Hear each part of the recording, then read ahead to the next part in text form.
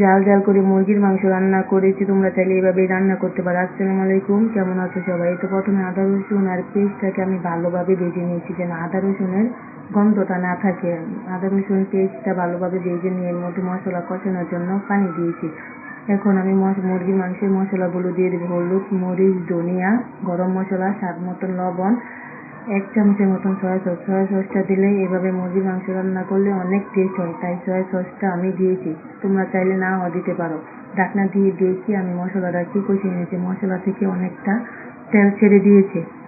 এখন এটাকে নাড়াচাড়া দিয়ে এর মধ্যে ভেজে রাখা মুরগির মাংসগুলো দিয়ে দেবো। আমি হালকা করে মাংসগুলো ভেজে নিয়েছি।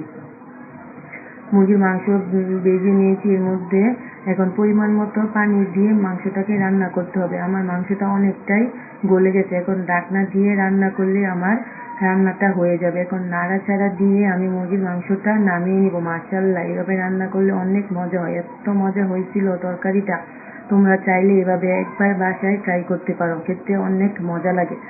আজকে আমার রান্নাটা কেমন হয়েছে সবাই কমেন্ট করে জানাবা।